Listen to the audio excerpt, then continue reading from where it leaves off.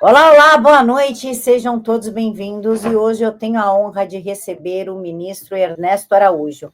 Ele que foi ministro das Relações Internacionais do governo Bolsonaro e hoje é professor, escritor e uma referência quando o assunto é geopolítica.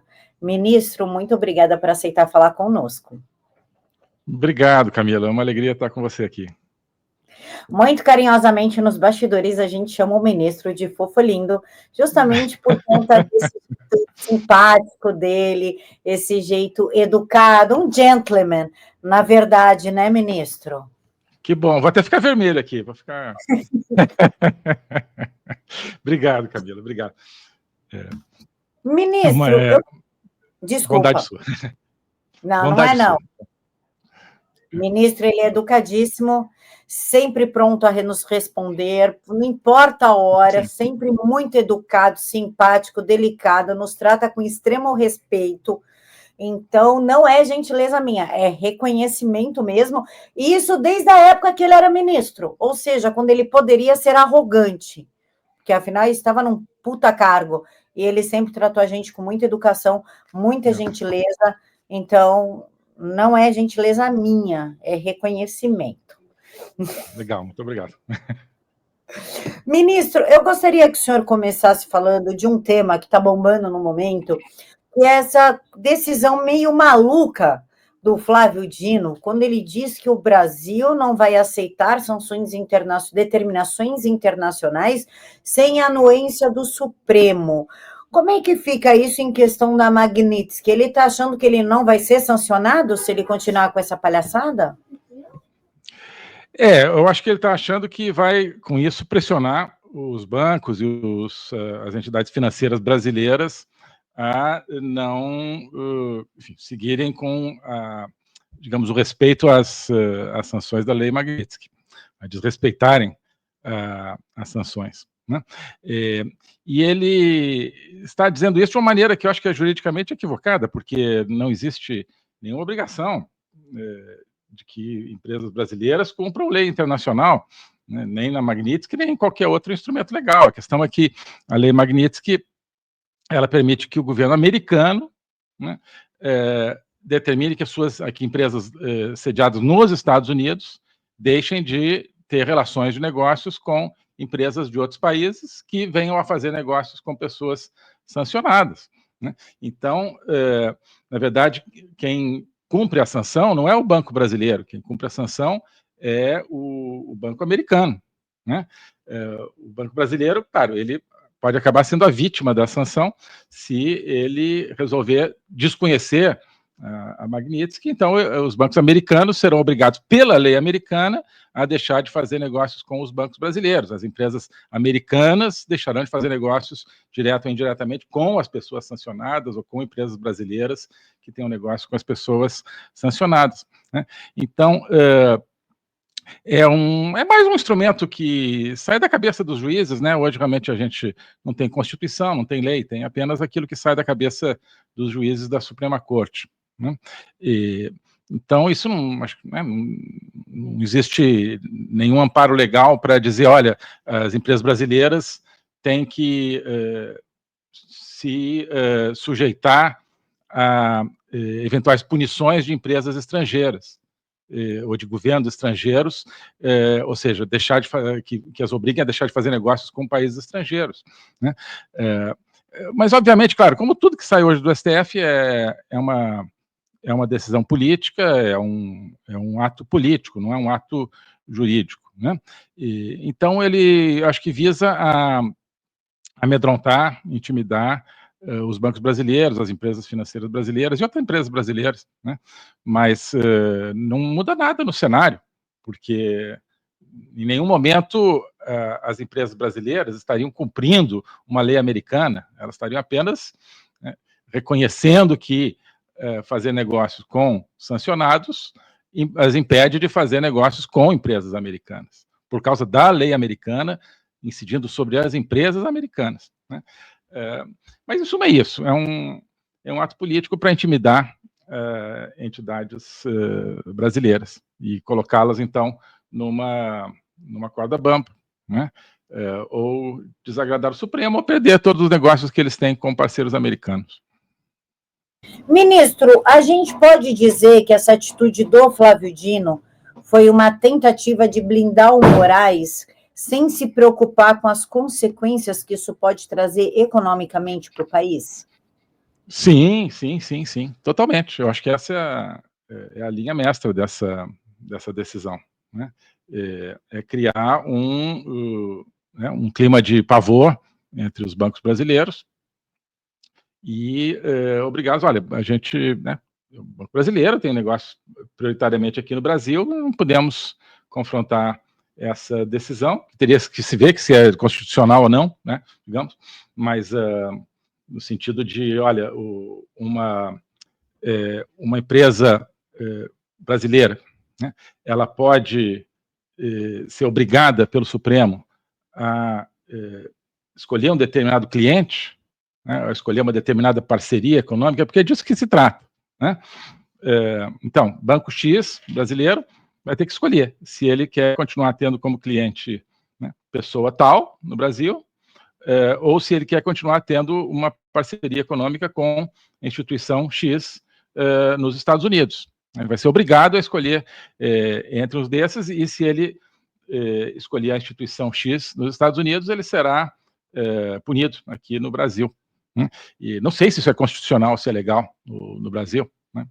Se houvesse um Estado de Direito, talvez eles pudessem chegar à mais alta corte, mas já está saindo da mais alta corte, então vai ficar provavelmente por isso mesmo. Mas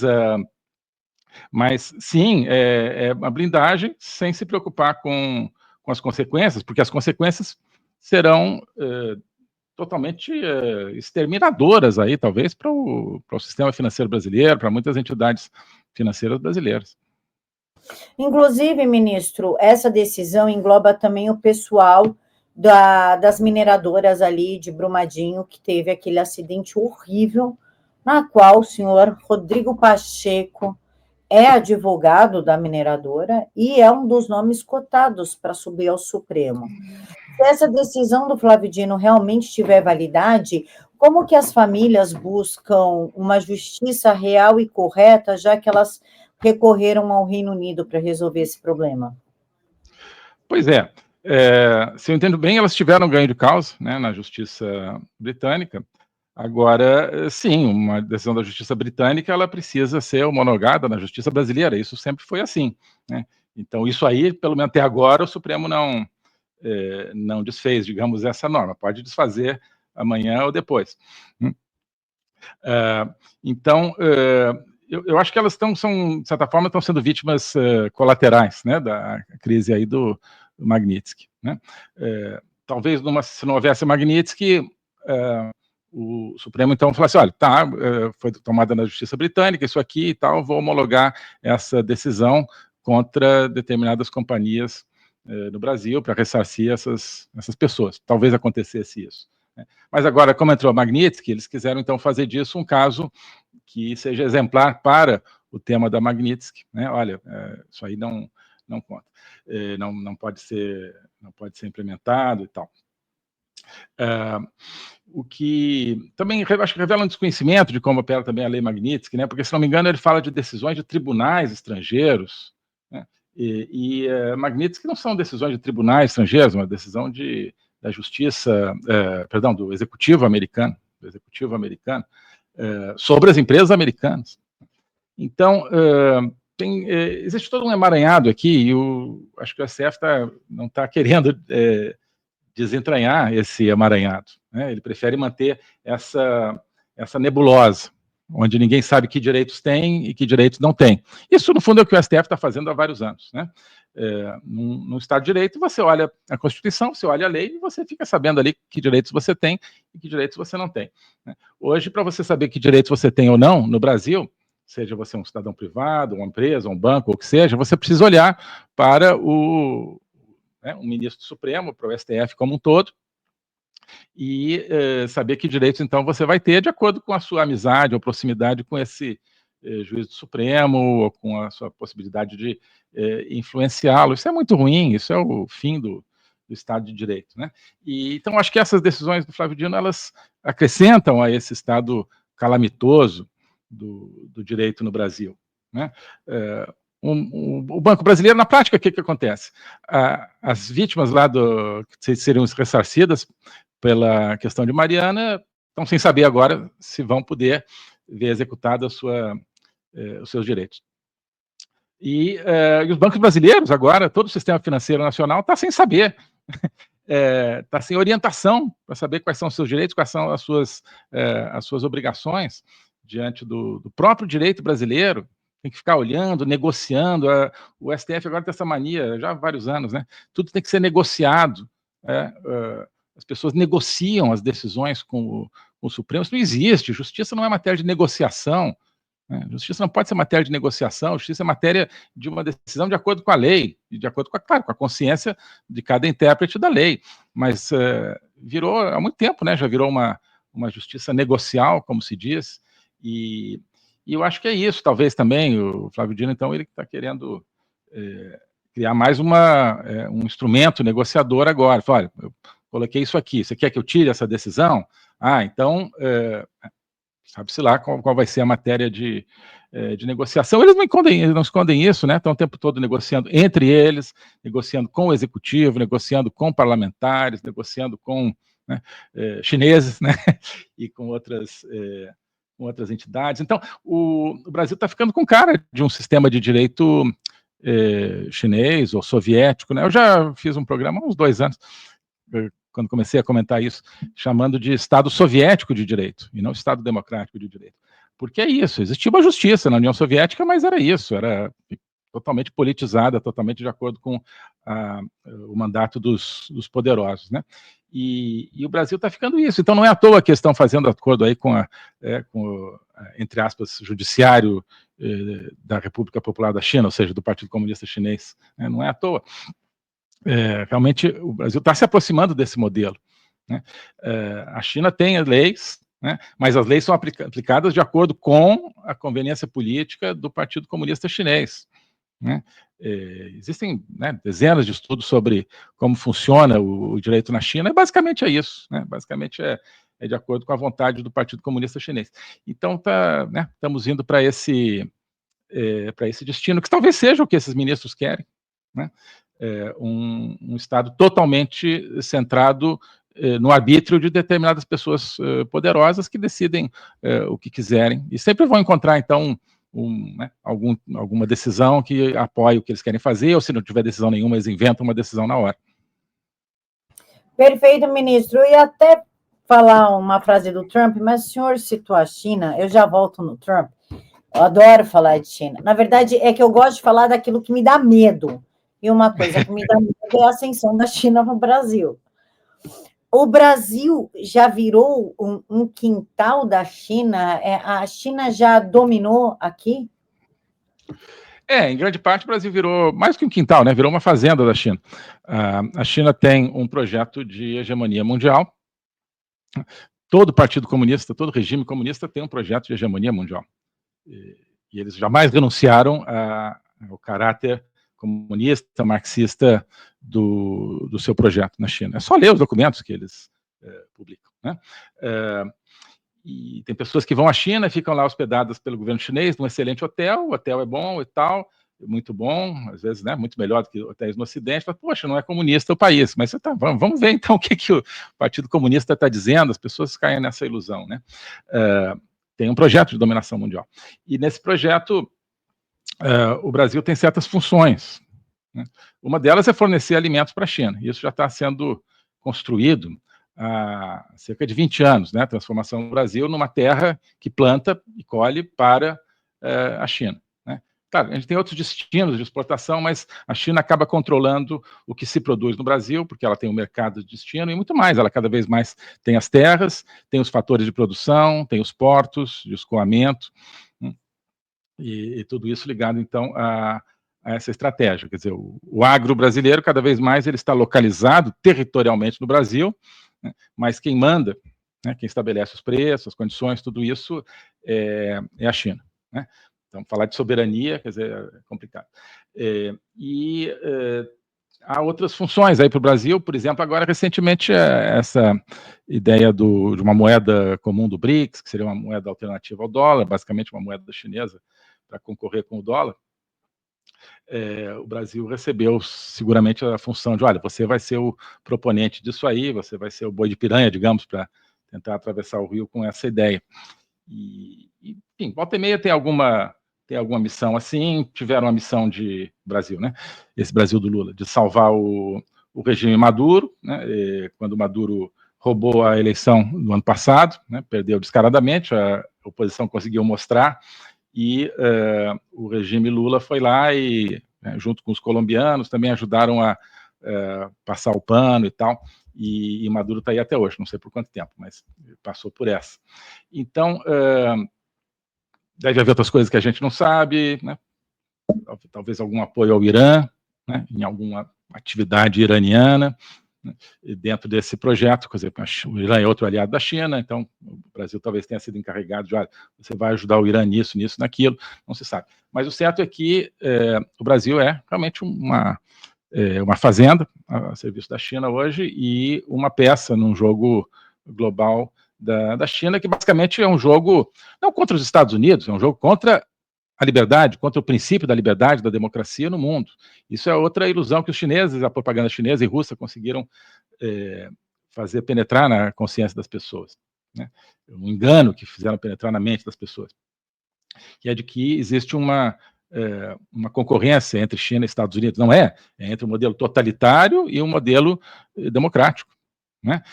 Qualquer avanço da China é avanço não só da China, avanço de um modelo totalitário e um recuo do modelo democrático. Então não é à toa que você pega a trajetória de destruição das liberdades básicas no Brasil, destruição da democracia no Brasil, é a mesma trajetória do aumento da influência chinesa no Brasil e da dominação crescente da China no Brasil, né? À medida que um país se torna cada vez mais influenciado pela China e serviçal da China, ele se torna cada vez menos democrático. É o que tem acontecido no Brasil. Então essa é a consequência. Não é uma questão de Estados Unidos, é uma questão de liberdade que eu acho que precisa ser defendida, né? A China quer dominar o mundo e transformar o mundo todo em pequenas províncias aí, governadas cada uma à sua maneira, cada uma por uma elite corrupta local, mas tudo centrado nesse plano chinês. Eu acho que isso está ficando cada vez mais claro. Acho que o Trump está colocando tudo isso cada vez mais em claro, mas o Brasil precisa reagir a isso,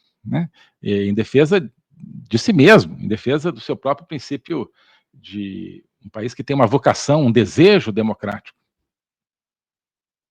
Perfeito, ministro. O senhor falou de soberania, né? A esquerda acusa Trump de invadir a nossa soberania com a Magnitsky, o que para mim é extremamente confuso, porque ele não está punindo o Brasil, ele está falando, aqui no meu país eu não quero. É dele o país, a soberania é dele, ele não está entrando no nosso país, não está falando, sei lá, é uma empresa brasileira. Havaianas não vai fazer o chinelo para o ministro. Ele está falando, uma empresa americana não vai se relacionar com o ministro. Só que eles não ligam para essa questão de soberania quando se fala da China. E eles também não ligaram para essa questão de soberania com o Biden em 2022. Inclusive, o Barroso encheu a boca para falar: os Estados Unidos nos ajudou a manter a soberania, a democracia durante as eleições de 2022. Como é que fica essa relativização da soberania? Porque a gente já tem uma relativização da democracia, da justiça. Agora, da soberania. Como que a gente sabe o que é o que com essa quantidade de relativização? Pois é o que eu sempre chamo o processo de sequestrar e perverter, que a esquerda, os marxistas sempre fazem. Eles pegam um conceito muito bom, um conceito muito nobre, muito decente, como democracia, por exemplo, e fazem como se sequestrassem realmente uma pessoa e fizessem, escravizassem, né, essa pessoa ou esse conceito para servir aos seus fins. Então fizeram isso com a democracia, né? Todo mundo gosta de democracia, então eles pegaram a palavra democracia, grudaram essa palavra num regime totalitário, proto-totalitário, como nós temos, e agora, se você ataca esse regime, se você contesta esse regime, você está contestando a democracia, você é antidemocrático, né? Um regime que, na verdade, não tem nada de democrático se você vê as bases do que se entende, né, em qualquer lugar do mundo por democracia. E fizeram isso com justiça, e agora estão fazendo isso com soberania, Soberania está sofrendo esse mesmo processo. Quem que é contra a soberania? Todo mundo é a favor da soberania, né?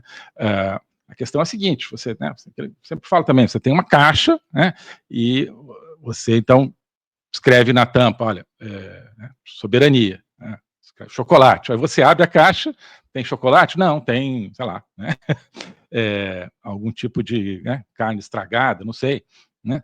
Não, não, mas isso aqui é soberania. Não, não é. Isso aqui é chocolate. Não, não é, isso é outra coisa. Não, tem a tampa escrito chocolate, não é chocolate. Mesma coisa, você tem a tampa escrito soberania, você abre, não é a soberania, né? Mas querem fazer a gente engolir essa, né, essa cessão de soberania, essa colocação do Brasil a serviço de potências totalitárias, como sendo soberania, não é, né? Eles são mestres nisso, né? Propaganda, porque eles têm a grande mídia, então a grande mídia fica bombardeando esses conceitos, isso entra no nosso, né, nas vertentes até mais inconscientes do cérebro, você começa a achar, pô, os caras realmente estão defendendo a soberania, estão defendendo a democracia, pessoas ao redor do mundo, algumas acreditam nisso, né? Então tem uma opinião pública mundial que ainda não enxerga o que está no Brasil, e assim vai. Mas é uma construção de mentiras, né? Uma mentira em cima da outra. Então, a mentira da democracia, então agora a mentira da soberania construída em cima da mentira da democracia. Mas veja, na nossa própria Constituição, você tem lá os princípios de relacionamento internacional do Brasil, no artigo 4. Né? O primeiro é a independência nacional. Esse princípio já está sendo questionado, inclusive já está sendo, enfim, destruído por todo esse processo de colocar o Brasil a serviço da China. E o segundo é a prevalência dos direitos humanos. Tá? Então, a lei Magnitsky ela surge, né, para punir violadores de direitos humanos, certo? Direitos humanos lato sensu, inclusive corruptos, né? Porque a corrupção é um grande atentado contra os direitos humanos. E, enfim, então é um instrumento que busca atender um propósito que está no topo da lista, praticamente, das prioridades que deveriam ser as prioridades de política externa brasileira. Claro que, né, não estão nem aí para a Constituição, nem esse, nem nenhum outro artigo. Mas a ideia internacional, há muitos anos, é de que direitos humanos é uma coisa que se superpõe, né, a conceitos ultrapassados de soberania. Né? Então, Maduro também diz, olha, ninguém mexe aqui porque eu sou soberano. Então, está lá, matando seu povo de fome, forçando metade do seu povo a sair do país, praticamente, metade, um pouco menos, né? Transformando o país num campo de crime organizado. E, ninguém pode fazer nada que é soberania. Não, peraí, né? Não é assim. Então,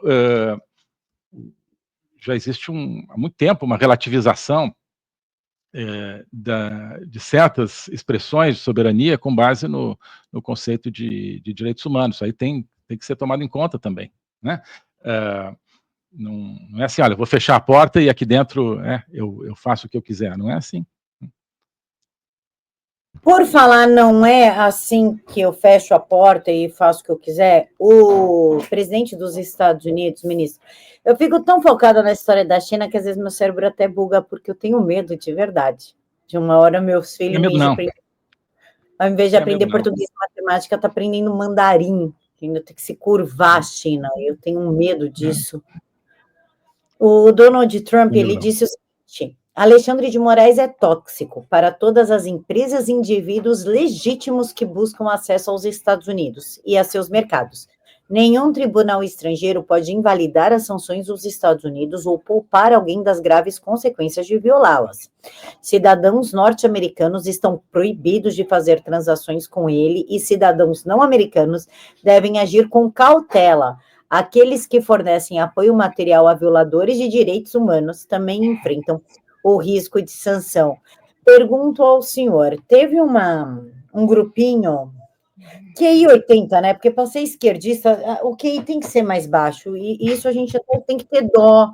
Não, mas é sério, porque faltou proteína na infância, faltou um estudo de qualidade, faltou um saneamento básico, faltou ali uma estrutura para o sujeito desenvolver o seu QI e não ser um babaca de esquerda. Eles pegaram esses influenciadores de esquerda e levaram para o Supremo com o nosso dinheiro. Passado ali 2 dias, esses mesmos influenciadores apagaram todos os registros que eles estiveram fazendo propaganda para o Supremo. O senhor acredita que foi uma resposta para não perder seguidores ou medo também do Donald Trump depois desse recado? Olha, podem ser as duas coisas, ou uma soma de ambas, né? Eu acho que eles devem ter vivido muito tempo aí numa bolha, né? Achado que dentro dessa caixa de ressonância, que todo mundo acha que o Supremo é uma maravilha, defende a democracia, que essa é a realidade. E agora, de repente, ao se exporem, viram que acho que a grande maioria da população brasileira não concorda com isso.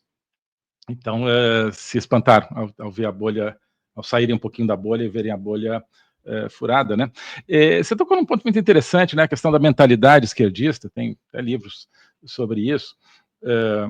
Eu acho que tem a ver também com o seguinte: o esquerdismo, ele te ensina a não pensar, ele reprime o pensamento livre, né?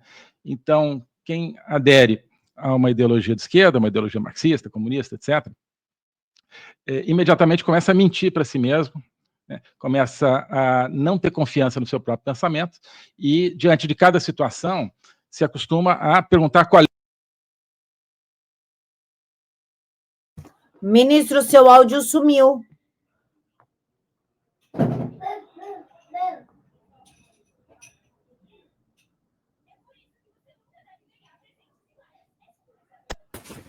Voltou. Parou no diante de qualquer situação, aí sumiu. O senhor fechou de novo o áudio. Então, agora abriu. Isso. Diante de qualquer situação, o esquerdista, desde a infância, praticamente, né, assim, desde que ele entra para um projeto esquerdista, ele se acostuma a não pensar pela sua própria cabeça, ele se acostuma a perguntar qual é o briefing daquele dia do partido, da sua célula do partido, etc. Né? Então, olha, hoje é para falar bem do fulano, né? Tá bem, então ele fala bem. No dia seguinte, não, agora é para detonar o fulano, né? Que de repente virou inimigo. Por quê? Não interessa, é a linha do partido. Né? Hoje é para defender, sei lá, a família. Né?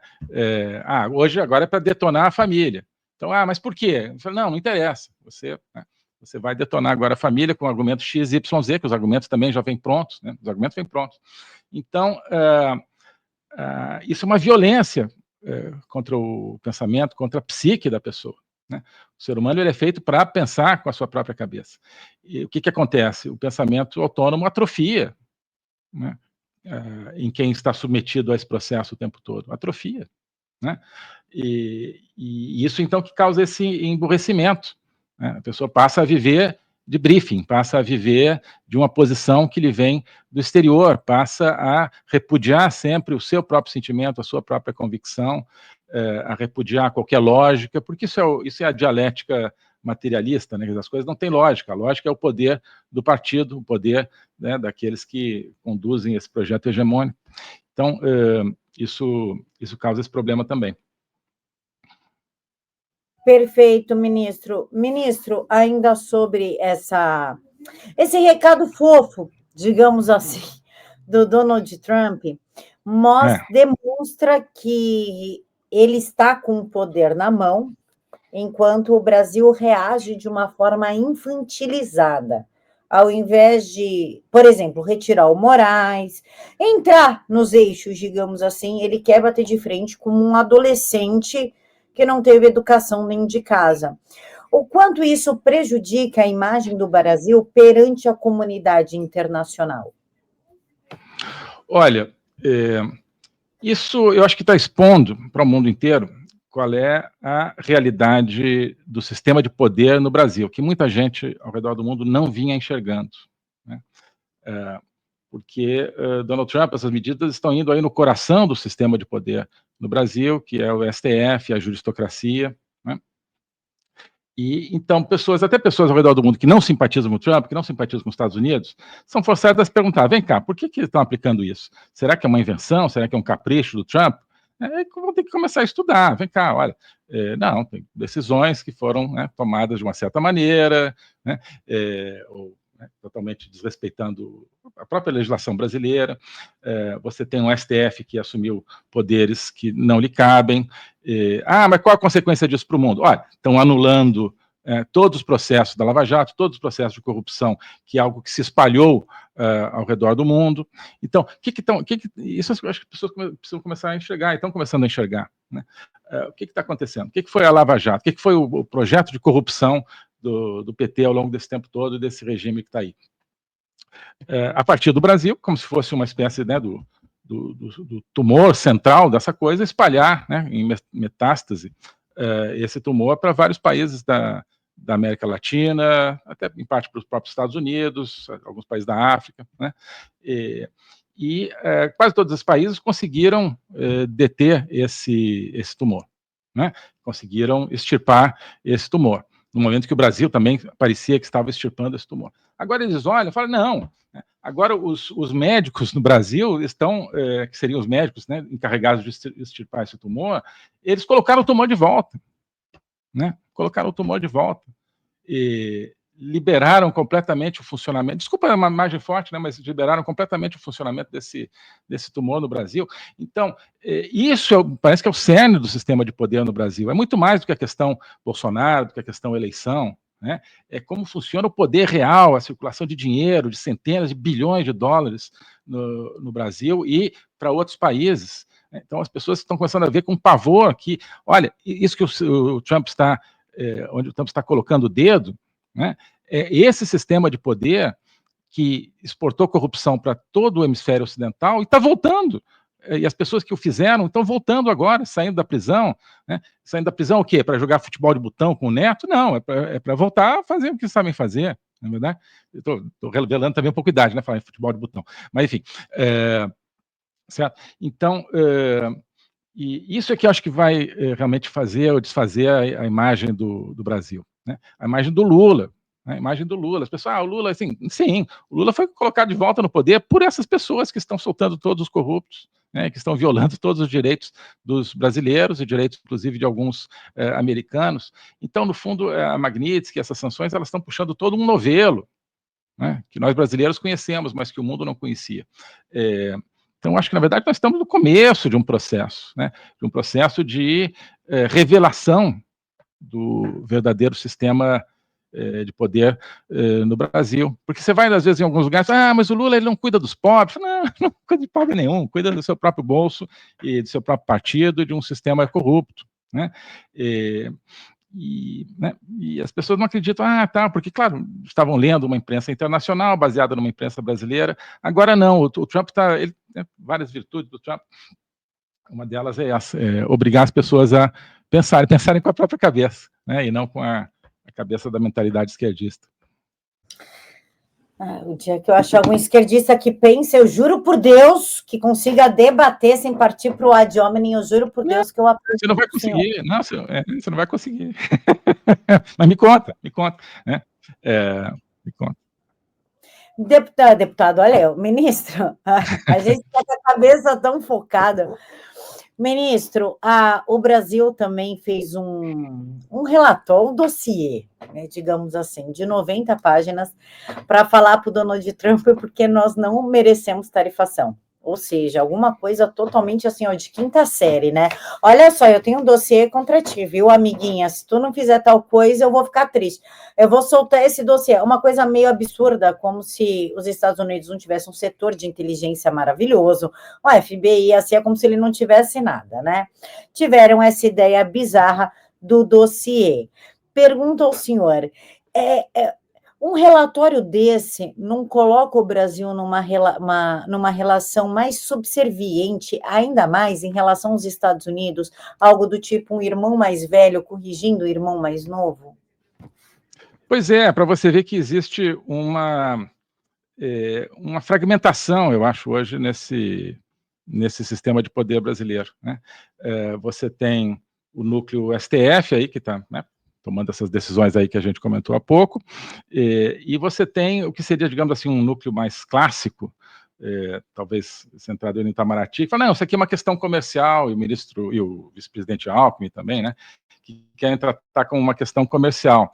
Então, vamos fazer aqui um documento sobre barreiras ou inexistência de barreiras comerciais no Brasil para o comércio com os Estados Unidos e tal, como se fosse uma questão comercial, ou seja, é como se você tivesse uma casa e, de repente, você coloca um biombo para separar dois ambientes. Tem um ambiente onde tem um problema, outro ambiente onde tem o mesmo problema, mas você coloca um biombo e faz de conta que são problemas diferentes, né? Ou tapar o sol com a peneira, também, se você quiser, para usar outra imagem. Então, isso que está sendo feito. Quer dizer, se fosse um problema puramente comercial, está bem até tratado dessa maneira, né? Mas o Trump já deixou claro, o governo americano já deixou claro que não vê como um problema comercial, ele vê um problema no regime brasileiro, né, e não apenas nas práticas comerciais do governo brasileiro. Então, se o Brasil tivesse na posição onde está a Indonésia, por exemplo, onde está a Tailândia, países que sofreram aí tarifas relativamente altas, tudo bem, coloca lá, olha, vamos negociar aqui, olha, mostrar, não, isso aqui que você disse que eu tenho uma barreira para os produtos americanos, na verdade eu não tenho, por isso, por aquilo. Mas não é isso, né? Não é isso que está em jogo, não é isso que está em jogo, não é isso que adianta. Então, eu acho que saiu péssimo isso, porque né, mostrou realmente, quer dizer, por um lado você tem, digamos, então, o núcleo STF querendo, né, bater no peito e dizer, não, aqui ninguém entra, e por outro lado, então, você tem aí o núcleo comercial, fazendo de conta que você está numa negociação puramente técnica de barreiras comerciais, né? E não está. Eu acho que isso aí foi uma tentativa também de, olha, mostrar serviço para o setor privado, né, para os exportadores, mas eu acho que existe toda uma série de correntes políticas hoje no Brasil que tentam fazer de conta que o problema é um problema comercial, né? Então, vamos tratar de tarifas e tal. Você tem, né, não só pessoas que estão no governo, mas alguns que estão na oposição, entre aspas, que querem fazer de conta para ver se as pessoas esquecem o núcleo. O núcleo é o fato de que o Donald Trump colocou o dedo no núcleo do sistema de poder no Brasil. E esse sistema de poder tem, né, seus problemas, né, profundos problemas. E esse é o ponto central. Esse é o ponto central. Né, então, não adianta, as pessoas, alguns adorariam, né, vamos falar de tarifas e tal, temos que falar de tarifas, isso aqui é... Né, não, os Estados Unidos já deixou claro que não é, todo dia com esses tweets aí da embaixada e tal, fala, olha, estamos de olho no que Alexandre de Moraes está fazendo, nos seus abusos, nas violações de direitos humanos, claro que isso, então, tem impacto para todo o sistema de poder, para toda a juristocracia, para todo o executivo que está junto com a juristocracia, né? Então, eu acho que, né, foi tentaram, não sei que resultado terão aí em termos de imagem junto ao empresariado brasileiro. Eu acho que esse foi o destinatário dessa medida, né? O setor exportador brasileiro, e não os Estados Unidos. Os Estados Unidos, né, vão pegar isso e vai dizer, não, isso aqui não, eu não sei o conteúdo do documento, se é válido ou não, mas não importa, não é isso que está na mesa de negociação, não são barreiras comerciais o centro da negociação. Além disso, você tem barreiras explícitas e barreiras implícitas, e, por exemplo, o STF, ao mesmo tempo que existe esse documento de 90 páginas, o STF está criando novas barreiras, né? Está criando novas barreiras e está visivelmente dificultando. Não é só a questão da Magnitsky, ele está dando um sinal de que, olha, o Brasil não necessariamente vai respeitar normas comerciais internacionais, né? Se uma empresa tiver um problema com uma empresa estrangeira, uma empresa brasileira com uma empresa estrangeira, e submeter isso a algum procedimento de arbitragem, por exemplo, que existe muito em comércio, pode chegar essa empresa brasileira, se ela perder a arbitragem, vai chegar no Supremo e falar, não vou implementar isso aqui não, e o Supremo, tá bem, não implementa porque é empresa brasileira, ninguém entra aqui. Ou seja, ninguém mais vai querer fazer negócio com o Brasil, né? Você cria uma insegurança jurídica que vai muito além das contas bancárias do Alexandre de Moraes, né? Que vai muito além disso. Então, acho que essa é a situação, uma situação muito mais profunda do que simplesmente uma negociação técnica. Por falar em explicação técnica, ministro, eu gostaria de uma explicação técnica do senhor a respeito da Venezuela. Olha só, o maior prêmio já na história, né, dado pela cabeça do Maduro é esse agora, ali, de 50 milhões de dólares. Só que, ao mesmo tempo, Lula tenta validar Maduro, né, colocando a gente numa situação novamente muito ruim, com os Estados Unidos. Como que essa situação dos Estados Unidos com a Venezuela vai se desenrolar? Olha, os Estados Unidos eles deram um passo que eu acho que é fundamental, que é considerar o regime venezuelano como um regime que é uma organização criminosa e não um governo, né? A origem disso está em iniciativas nossas lá do governo brasileiro, no governo Bolsonaro, quando eu era chanceler, no começo do governo, 2019, quando, por uma iniciativa do Brasil, que eu conduzi, primeiro os países do Grupo de Lima, que são países latino-americanos, depois vários outros países, Estados Unidos, países europeus, Canadá, etc. O Canadá já era do Grupo de Lima, mas enfim, países até da Ásia e tal, desreconheceram o Maduro como presidente, né? Depois reconheceram o Juan Guaidó como presidente interino, até outro dia eu recuperei, numa nota minha, se não me engano, de 13 de janeiro de 2019, uma nota do Itamaraty, que eu redigi, publiquei, a gente dizia que, olha, esse regime venezuelano é um regime associado ao terrorismo, ao crime organizado. Tá? Então, não é simplesmente que você está lidando com um governo autoritário, então vamos tentar aqui promover um diálogo com a oposição. Não, você está lidando com um regime criminoso, né, com uma associação criminosa. E isso que era o problema. Né? Esse era sempre me pareceu que era o cerne do problema. E sempre foi a maneira como a gente tratou a Venezuela desde então. Os Estados Unidos agora, com todo o poderio americano, pegaram isso como o nó central, eu acho, do tratamento do tema Venezuela. Né? Você tem uma organização criminosa que está oprimindo o povo venezuelano. Essa organização é chamada de governo por eles próprios, né? pelos próprios donos do poder na Venezuela, mas não é um governo. É uma organização criminosa. E estão tratando de acordo. Né? Então, isso abre a frente para, inclusive, o uso da força. Aparentemente, o que eles estão, digamos, usando como uma técnica agora para ver se conseguem essa mudança de regime. Ou seja, se você reconhece como um governo, qualquer ação vai ser uma ação internacional. Agora não é uma ação, se eles colocarem, né, realmente essa esquadra americana ali no Caribe para funcionar, é uma ação contra um cartel da droga. Né? É uma ação contra um cartel da droga, uma ação de polícia, não uma ação de um conflito internacional, não se trataria de um conflito internacional. Então, acho que os americanos eles criaram, então, a base necessária para o tratamento efetivo do tema Venezuela, em favor do povo venezuelano e do povo brasileiro também, de todos os povos da região. Então, e isso muda a equação. Portanto, eu digo, é algo que a gente tentou lá atrás, mas os Estados Unidos, na época, não tinham uma visão tão... Quer dizer, estavam junto conosco, tal, na época do governo Trump, mas, enfim, algumas coisas evoluíram e hoje são um pouco mais diferentes. Hoje o governo Trump está realmente a fim de não deixar que a América Latina se torne essa plataforma de drogas. E estão vindo com tudo para isso. Né? Tratar o problema da América Latina como um problema de crime organizado. É isso, me parece, então, o centro da questão. Então, no caso do Brasil, o Trump está indo no núcleo do sistema de poder.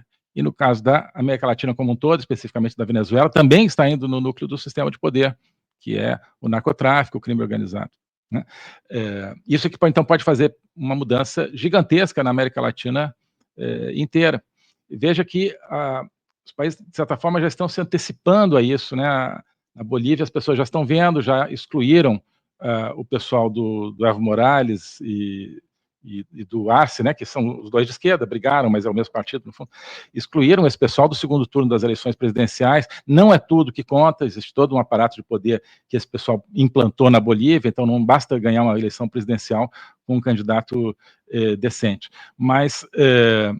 é um avanço totalmente inesperado, não teria acontecido, acho, esse resultado. Porque o que acontece? As pessoas da Bolívia, por exemplo, agora então, estão com uma esperança de mudança. Portanto, os Estados Unidos estão aí para combater o narcotráfico na Venezuela, vão combater o narcotráfico na Bolívia também, então está na nossa hora de, olha, vamos pegar aqui um projeto político que esteja decidido a acabar com o arcabouço criminoso na Bolívia. É o que aconteceu.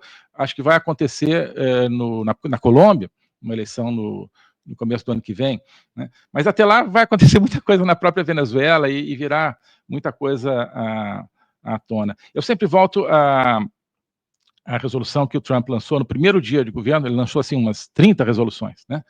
30 decretos, ordens executivas. E um deles é sobre o combate aos cartéis. E tá lá, eu até analisei num programa meu. E você pega essa ordem executiva e ela tem uma caracterização do que são os cartéis. Tá? E um deles, são 3 pontos, se eu me lembro bem. O que caracteriza os cartéis criminosos hoje? Né?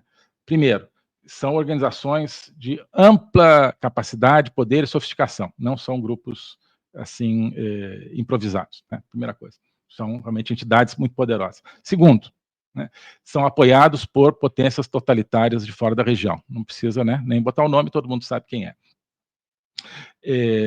E terceiro, estão infiltrados na política, né, de todos os países das Américas. Tá?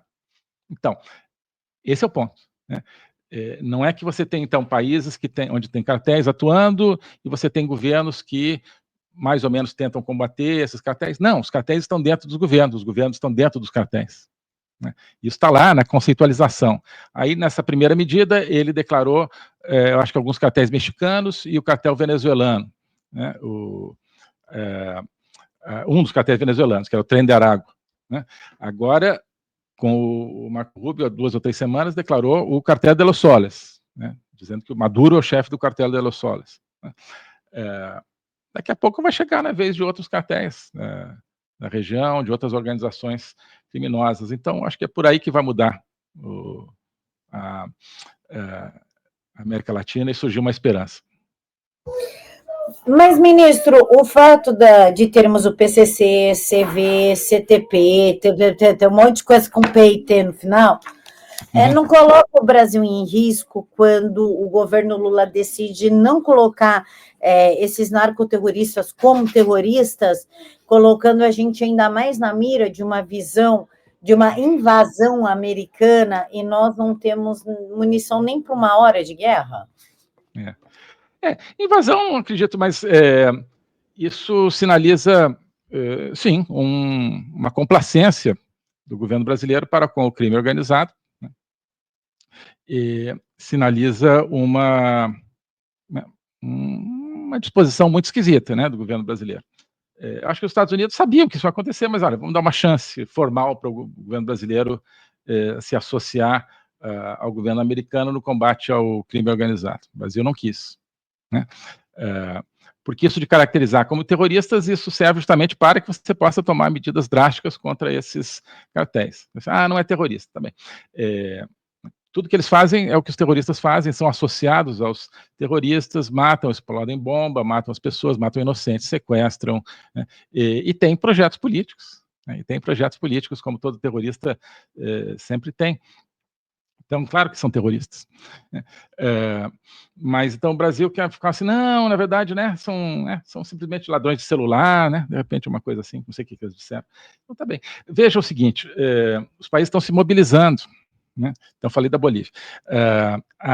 O Paraguai, que tem governos muito bons há bastante tempo, e o Paraguai assinou agora um acordo com os Estados Unidos para colaboração entre o governo paraguaio e o americano no combate ao Hezbollah ali na Tríplice Fronteira, Brasil, Paraguai e Argentina. E a Argentina também acabou de assinar um entendimento com os Estados Unidos no mesmo sentido, né? Combater o crime organizado em geral, especialmente o Hezbollah presente na Tríplice Fronteira. O Brasil, não tem Hezbollah, não tem Tríplice Fronteira, não tem crime, não tem PCC, não tem nada. Né?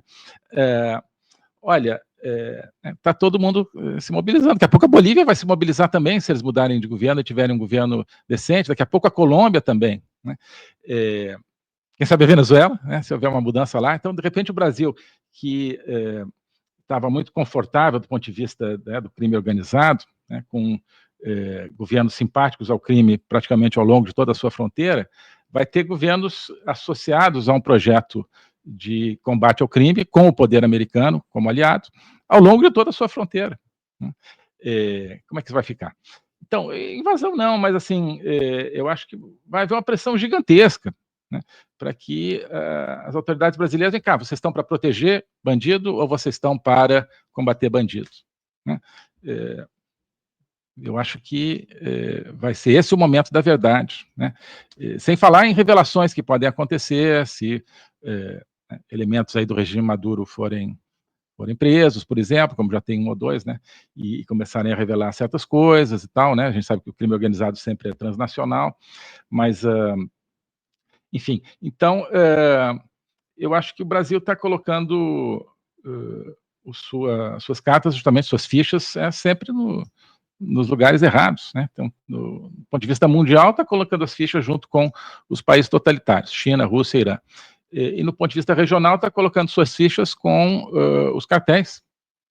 No fundo é isso. Será que pode dar bom resultado? O que adianta falar de soberania se você tem né, uma porcentagem imensa do seu território dominada pelo crime organizado, como já acontece no Brasil, né? Não seria melhor você ter aliança com um grande poder como os Estados Unidos para ajudar a combater o crime organizado no Brasil? Claro que sim, né? O que impede hoje que o Brasil tenha uma aliança com os Estados Unidos e seus outros vizinhos para combater o crime organizado e o terrorismo dentro do próprio Brasil, em toda a América Latina? O que impede? O governo brasileiro, o sistema de poder brasileiro. Então, o que as pessoas vão pensar no Brasil? Vamos nos livrar desse regime para poder combater o crime organizado, como os bolivianos estão se livrando do deles, como os argentinos já se livraram do deles com a vitória do Milei, como os colombianos vão se livrar certamente do deles, como os chilenos vão se livrar do deles, né? E assim por diante. É que é difícil responder a pergunta, né? Se o Brasil quer defender bandido quando você tem um bandido na presidência da República. Eu acho que a maior resposta do Brasil gostar de bandido é ter um deles no comando máximo do país, né, ministro? Ministro. Então, pois é, enfim, é a questão da imagem do Lula, né? A questão da imagem do Lula que cada dia é mais desconstruída no mundo todo. Enquanto você tiver ainda algumas pessoas acreditando que o Lula é um defensor da democracia e alguém que pensa nos pobres, vai ser difícil combater o crime organizado no Brasil. Mas essa imagem está acabando. Aí que eu discordo do senhor. O Lula, ele pensa nos pobres. Ele, de fato, é o pai dos pobres. Olha o quanto de pobre que hoje tem no Brasil, inclusive aumentou não sei em quantos por cento os moradores de rua. De fato. Pois é. Ministro, a direita, a Bolívia, virando a direita, elegendo um presidente de direita, é um sinal claro que a América Latina se recusa a virar um cinturão vermelho idealizado pelo Lula e Maduro? É um sinal claro de que existe essa possibilidade da gente se livrar desse esquema de um cinturão vermelho, né, do Foro de São Paulo, né, que existe essa possibilidade. E eu acho que é o seguinte, você teve países onde o esquema do Foro de São Paulo foi muito fundo, como o próprio Brasil, e conseguiu dominar todos os canais do poder, né? Outros onde ele foi muito superficial, por exemplo, no Chile. Ele conquistou a presidência com um simpatizante aí dos sistemas de esquerda, Foro de São Paulo, mas as instituições chilenas não foram conquistadas. Assim como no Peru, inclusive que elegeu um presidente comunista que tentou dar um autogolpe para fechar as instituições reagiram. E na Colômbia as instituições estão reagindo e a própria população, né? E a Bolívia, eu acho que junto com o Brasil, e a Venezuela é onde realmente tomaram conta 100%, o Brasil acho que está em 99%, a Bolívia também avançou muito, o Foro de São Paulo avançou muito na tomada de todo o poder, porque aquilo que Zé Dirceu fala sempre, né? Não se trata apenas de ganhar eleições, se trata de conquistar o poder, né? Então, no Chile, por exemplo, eles ganharam as eleições, não conquistaram o poder. Na Colômbia, ganharam as eleições, não conquistaram o poder. No Peru, ganharam, não conquistaram. No Brasil, ganharam e conquistaram o poder. Na verdade, estavam conquistando o poder antes de ganhar as últimas eleições, né? E na Bolívia também conquistaram muito do poder, mas menos do que no Brasil. Então, se a Bolívia virar, né, é porque todos podem virar, eu acho, né? Porque lá realmente não é só a questão, isso a gente precisa entender, claro, e do Brasil também, né? Não se trata só de a presidência. O esquema do Evo Morales, ao longo de 20 anos, se implantou, né, nas Forças Armadas, na economia formal, na economia informal da Bolívia, né, e assim por diante. Mas houve anticorpos, né, anticorpos fortes que acho que agora reagiram, né, e então mostra que é possível, mesmo com um estado avançado aí dessa doença, que é o Foro de São Paulo, uma reação. Mas também acho que isso acontece no seguinte sentido: existe uma vontade das pessoas, né, dos povos de toda a região, de se livrarem do cinturão vermelho, né, dessa corda vermelha amarrada no seu pescoço, né, e existe os Estados Unidos, agora com o Trump, né, querendo, né, claro, em função dos interesses americanos, mas também em convergência com os nossos interesses, que são de nos livrar de regimes do crime organizado, os Estados Unidos querendo, então, colocar o seu poder para uma transformação efetiva da América Latina, né? Então, eu acho que essa convergência, não basta um desses fatores, né? Não basta os Estados Unidos agirem se não houver uma resposta política e dos sistemas políticos e, sobretudo, das populações da América do Sul. E também não basta uma reação dessas populações se você não tiver um aliado forte. Por quê? Porque o sistema de poder no Brasil, na Bolívia, etc., tem aliados fortíssimos no mundo: China, Rússia, Irã, né? Agora, pela primeira vez em muito tempo, tem um aliado forte, ou em bom tempo, tem um aliado forte da democracia, da liberdade, que são os Estados Unidos. Então, acho que as pessoas estão percebendo que esse é o momento, né? Fazer né, digamos assim, o dever de casa e, ao mesmo tempo, contar com um apoio dos Estados Unidos. Imagino que seja esse o caminho. Acho que esse é o caminho para o Brasil, né? O Brasil só mudará pela vontade dos brasileiros, com uma ajuda externa, está óbvio, né? Não pode ajuda externa. Sim, então parem de receber ajuda externa dos totalitários, China, Rússia, Irã, não vão parar. Então, deixa né, as forças da liberdade no Brasil terem ajuda externa dos Estados Unidos, certo? De modo que, sim, eleição sempre é um símbolo, né? É um símbolo, não resolve tudo, mas é um símbolo muito importante.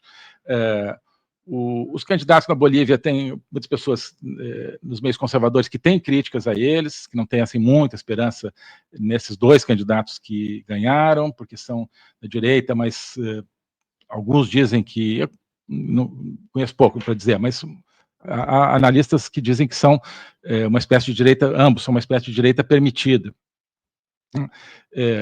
Mas eu acho que ficou óbvio, né? Ficou óbvio o que o povo boliviano quer e o que ele não quer. E o povo venezuelano deixou isso claríssimo nas eleições do ano passado, só que, né, o Maduro né, deu uma espécie de golpe, né, ao roubar as eleições. Então, todos os povos, quando têm oportunidades, têm deixado claro isso. Falta o povo brasileiro, e eu acho que a gente não pode esperar as eleições. No caso do Brasil, elas estão muito distantes ainda, né? É preciso começar a mostrar isso agora. Perfeito, ministro. Ministro, aqui para a gente já está chegando no final, mas eu preciso falar de Cuba. Primeiro, eu preciso de uma explicação do senhor como professor, que o senhor é.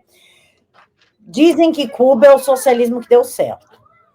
Só que Cuba é muito pobre. E acusam a pobreza de Cuba por conta dos Estados Unidos, que é por causa dos embargos. Só que se Cuba deu certo no socialismo, por que eles dependem dos Estados Unidos e são pobres por causa desse embargo? Pois é. Então, Cuba deu certo como uma plataforma de exportação da Revolução Comunista, né? Cuba, desde então, desde a Revolução Cubana, começou a exportar instabilidade e crime organizado também, desde o começo, por toda a região, até chegar no Foro de São Paulo, criado por Lula e Fidel Castro em 1990, né? Com base no know-how cubano de fazer tudo que é ruim, tudo que não presta, né? O Foro de São Paulo foi quando o marxismo encontrou a bandidagem, né? Mas Cuba tem essa experiência de marxismo com bandidagem desde a Revolução Cubana. Então, Cuba deu certíssimo, né? Está aí como plataforma e conseguiu sobreviver ali aos anos 90, quando não tinha a União Soviética, depois, né, conseguiu dar a volta por cima com a ajuda do Brasil, com a ajuda da Venezuela, do Brasil de Lula e da Venezuela de Chávez, e depois cada vez mais da China e da Rússia de Putin, né, que basicamente restaurou as alianças da antiga União Soviética. Então, Cuba deu errado para o povo cubano, né? Mas nunca foi a prioridade deles, né? A prioridade sempre foi ter uma estação avançada do projeto comunista mundial no meio das Américas, né? E essa sempre foi a prioridade. Todos os recursos são destinados a isso, todas enfim, aprendizado, funcionários melhores, todos são dedicados a isso, né? Então, esse é o paradoxo dos regimes desse tipo, né, dos regimes comunistas. Eles se advogam como, né, preocupados com população, com pobreza, mas não é esse o objetivo. O objetivo é o poder dentro de um projeto mundial. É sempre dentro de um projeto mundial, né? Comunismo nunca é comunismo num país só. Então, eles se fortalecem muito, né, como regimes, né, a despeito da criação de pobreza, a despeito da miséria em que eles deixam o povo, mas eles se profissionalizam em sistemas de inteligência, em sistemas de censura, em sistemas de monitoramento, né, de toda a sua população, em sistemas de tortura, de repressão, de corrupção, né, de droga, de crime organizado e tudo isso. Então, são regimes fraquíssimos, né, do ponto de vista do seu povo, e fortíssimo não diria, mas no caso de Cuba, mas muito fortes do ponto de vista da sua atuação, né, internacional, da sua atuação nacional também, de repressão, de geração de poder, né? O marxismo, ele é um projeto de poder, ele não é um projeto econômico, né? Isso a gente começa a aprender com o professor Olavo, e cada vez isso fica mais claro, né? O comunismo não é para corrigir os problemas econômicos das sociedades, o comunismo é para criar um poder imparável, inatacável, impossível de ser contido, né? É um projeto de poder total, né? Total, porque ele inclusive entra dentro da nossa cabeça. Então Cuba é isso, né? Cuba é um exemplo disso nesse caminho. Eu até diria que a pobreza não é nem assim que seja um acidente, né? É de propósito, né? A criação de pobreza é proposital, porque um povo empobrecido, ele é, no fundo, mais fácil de ser controlado, né? Ele pode se revoltar, como volta e meia os cubanos se revoltam, mas a partir de um certo ponto, claro, a necessidade de sobrevivência faz com que as pessoas se submetam ao Estado. Um povo de classe média, um povo de classe remediada, pessoas tendem a se revoltar com mais facilidade. Então, existe no socialismo, no comunismo, uma criação deliberada de miséria, né, para aumentar o poder desses regimes. Perfeito. O senhor agora explicou a mentira cubana, né? São ferrados, na verdade. Tem nada que deu certo ali. O que deu certo ali foi a pobreza. Pergunto ao senhor. O Lula, Dino e Moraes e essa corja imbecilizada que está no poder hoje, desafiando o tempo todo o Trump, instigando o Trump a colocar sanções no Brasil aos moldes de Cuba e aos moldes que ele quer colocar agora na Venezuela, vai causar um empobrecimento do Brasil a ponto de se tornar até irreversível e ficarmos ali na linha da verdadeira fome e da verdadeira pobreza. O Lula está provocando essa reação dos Estados Unidos para que ele consiga ascender no poder de forma permanente e culpar os Estados Unidos pela pobreza que pode vir a acontecer no Brasil? Pode ser essa parte da estratégia dele, sim, pode ser essa.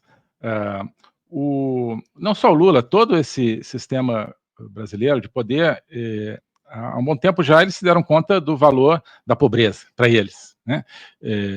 Ou seja, criar uma população, uma massa dependente na expectativa de que essa população vai sempre votar neles e nos candidatos deles e mantê-los no poder, né, sem se revoltar contra a sua perda de liberdades e contra a sua própria miséria. Então, qualquer piora na economia é boa para eles, porque cria mais dependência, né? Cria mais dependência, cria mais pessoas, empresas que vão depender do Estado. Vejam como o regime que está no poder no Brasil, eles odeiam, por exemplo, pequena empresa, ou empresa individual, né? Eles querem as pessoas ou no Bolsa Família, na dependência direta do Estado, ou então grandes empresas que tendem a ser empresas ali imersas no esquema de poder, através das amizades com os políticos e tal, né? Essas empresas que são paraestatais, né? Embora sejam tecnicamente privadas. Então, uma situação de empobrecimento cria mais pessoas dependentes e cria mais monopólios, acaba com mais empresas pequenas e médias, acaba com mais empreendedores individuais, concentra ainda mais as pessoas ou nos empregos públicos, dependendo do Estado, ou em grandes empresas que dependem dos contratos com o Estado. Então, no fundo, é um empobrecimento e uma imensa estatização da economia. Você estatiza os pobres e você estatiza os ricos, né? Você estatiza os pobres através da Bolsa Família e você estatiza os ricos através dos grandes contratos, que passam a ser a única plataforma de sobrevivência das grandes empresas, contratos que são administrados da maneira que as coisas são administradas no Brasil, né? Como a gente conhece. Então, as sanções do Trump, claro, podem ser boas para esse projeto, para esse tipo de projeto, num primeiro momento, né? Pelo menos num primeiro momento. Você veja essa ideia do governo Lula de pagar aos exportadores que perderam o mercado nos Estados Unidos com as tarifas, né? Então, vão pegar não sei quantos bilhões e tal, e em vez de as pessoas venderem para os Estados Unidos, vão vender para o governo. Bom, em lugar que faz isso um ano, depois no segundo ano, você não sei se vai ter dinheiro. Já não tem hoje, né? Mas o que acontece? Né? Então, um exportador que era uma empresa privada, né, que vivia ali de vender algumas coisas dentro do Brasil e outras para os Estados Unidos, agora vai viver de vender para o governo brasileiro. Você está, no fundo, estatizando essa empresa exportadora. Né? É mais um que vai ter que bater na porta do governo, vai ter que bater na porta de um político, por favor, amplia aí o sistema tal de compra das minhas exportações para eu poder sobreviver. Tá bem, mas então você me ajuda aqui na minha campanha e tal, e assim por diante. Então, sim, pode haver um aprofundamento desse processo de estatização. E, então, talvez por essa razão, entre outras, o Lula esteja forçando a barra com o Trump. Mas acho assim, às vezes as coisas precisam piorar para melhorarem, né? Piorar primeiro para depois melhorarem. Então, talvez seja essa a situação que a gente vai ter que viver no Brasil. Seria ótimo se tudo fossem rosas, né? Mas não é. Eu acho que esse sistema dificilmente vai ser modificado sem dor, né? Sem dor. E talvez os brasileiros tenham que... Acho que os brasileiros estão vendo isso, porque você vê a quantidade de pessoas que foram às ruas nessa última grande manifestação com cartazes "Obrigado, Trump", né? Dizendo isso de várias maneiras. "Obrigado, Trump", e bandeiras dos Estados Unidos e tal. Né? Então, desfazendo completamente aquela imagem de que até o The Economist, né, tentou passar, que no Brasil as pessoas estão com o Lula na defesa. Coisa nenhuma, coisa nenhuma. As pessoas estão vendo como apenas a pressão do Trump pode criar uma situação onde os brasileiros possam reverter esse estado de coisas. Ministro, para a gente finalizar, agora de verdade, eu não vou ficar segurando o senhor, eu vou te pedir 45 minutos, já tem 1h10, mas eu juro por Deus que é a última pergunta. É que conversar com o senhor é tão interessante, e a gente vai pensando em pergunta, e eu acabo tomando o seu tempo. Eu já peço até desculpa. O Lula, outro dia, ele falou 2 frases que me marcaram muito, e me causaram até um certo pânico. Que a primeira foi: eu não vou entregar o poder de novo nas mãos desses aloprados, falando da direita. E a outra foi: ter eleições regulares não significa democracia. E de uma forma ou de outra, ele está dando a entender que nós não teremos eleições. Isso é possível vir a acontecer no Brasil, não termos eleições e ele se manter no poder? Olha, eu acho que ele está falando para uma certa militância, para um certo grupo dos seus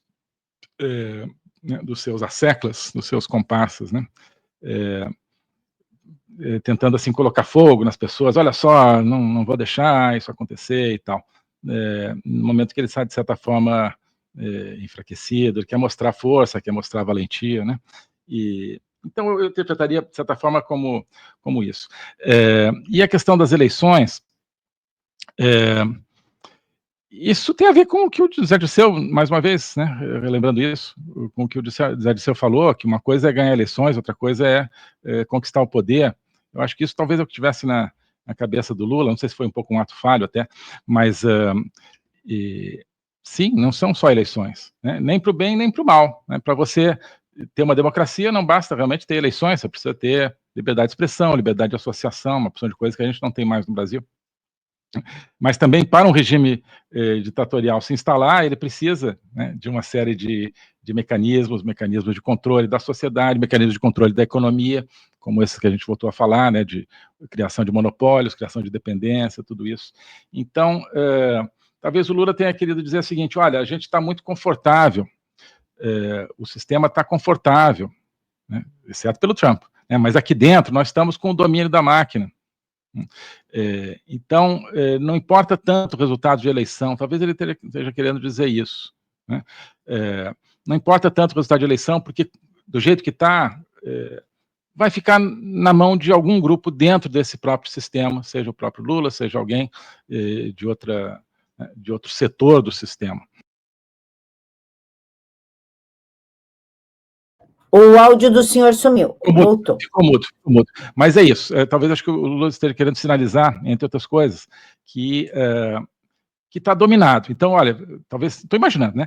Olha, fiquem calmos, a gente superando essa coisa do Trump, não importa a questão de eleição, está tudo dominado, né? Então, realmente, a esperança é que haja uma sacudida tamanha na economia e na política brasileira que o regime saia dessa zona de conforto, né, e as pessoas se mobilizem e tal. Acho que é a única esperança que a gente tem.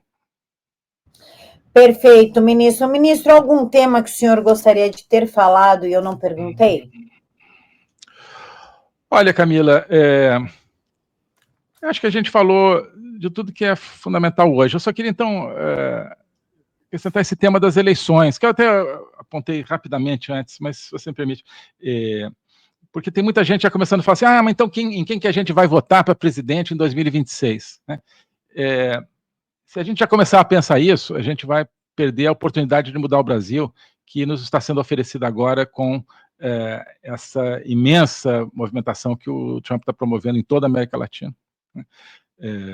Porque o que está surgindo hoje, né, como processo pré-eleitoral, são várias peças dentro do jogo atual, né, dentro do mesmo sistema. A gente precisa virar esse tabuleiro, é um outro jogo, né, dentro da Constituição e tudo isso, mas precisa de uma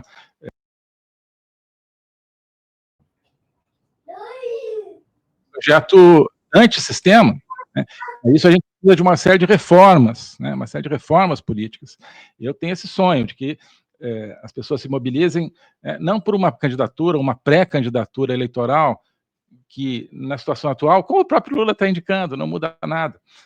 Acho que as pessoas têm que se mobilizar por uma reforma política que traga elementos como o voto distrital, como a liberdade partidária, com candidatura avulsa, como a limitação de mandatos de ministro do Supremo e várias outras limitações para a atividade do Supremo, como de repente, o instituto que eu acho que é muito importante, que é o do recall que tem nos Estados Unidos, que é a população poder promover o impeachment, né, uma espécie de impeachment popular, né, para qualquer cargo, e acho que isso tem que valer, inclusive, para ministros do Supremo. Eu acho que tem que haver uma plataforma de emendas constitucionais, etc., com reformas desse tipo, que realmente mudem o jogo, mudem a estrutura do jogo. Somente assim, acho que a população pode voltar a exercer realmente o poder. Hoje o poder está todo na classe política, né? Você precisa de reformas para colocar esse poder na mão da população novamente, e a oportunidade é agora, né? E não esperar a eleição. É isso que eu queria acrescentar. Sensacional, ministro. Ministro, eu queria que o senhor também falasse um pouquinho a respeito do seu curso, das suas redes sociais, onde que a gente pode te acompanhar, pessoal que só tem Instagram, pessoal que só tem X, pessoal que quer fazer o curso, como é que fica? Pode contar para a gente? Ótimo. Então, no momento, eu estou concentrando minhas atividades no meu canal YouTube, tá? Onde eu tenho minhas lives abertas e onde agora eu tenho, no meu clube de membros, o acesso completo a todo o material que eu tenho também na Academia Folha Política. Tá? A Academia Folha Política continua funcionando, aberta, mas agora eu estou concentrando no meu canal YouTube.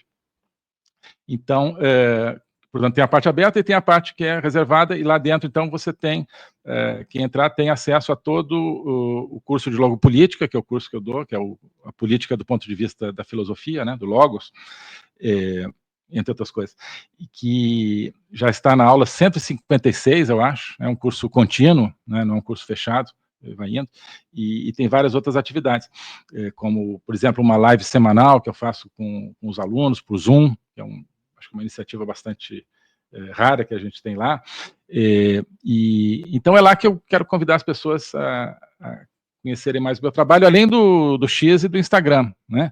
Eu estou sempre muito ativo no X e do Instagram, mas como eu gosto de falar bastante, né, de desenvolver um pouco as ideias, eu gosto desse formato das lives e das aulas, porque é lá que a gente consegue aprofundar um pouco mais. Então, no meu canal YouTube, que é, né, Ernesto Araújo, você entra lá e você tem esse acesso total. Perfeito, ministro. Ministro, eu quero agradecer mais uma vez a participação do senhor, o tempo disponibilizado e pedir desculpa por ter estendido o tempo mais do que o combinado. Imagina, a gente, né, tem tanta coisa para falar, mas acho que cobrimos um terreno muito bom aí, com a tua condução perfeita, trazendo temas super relevantes.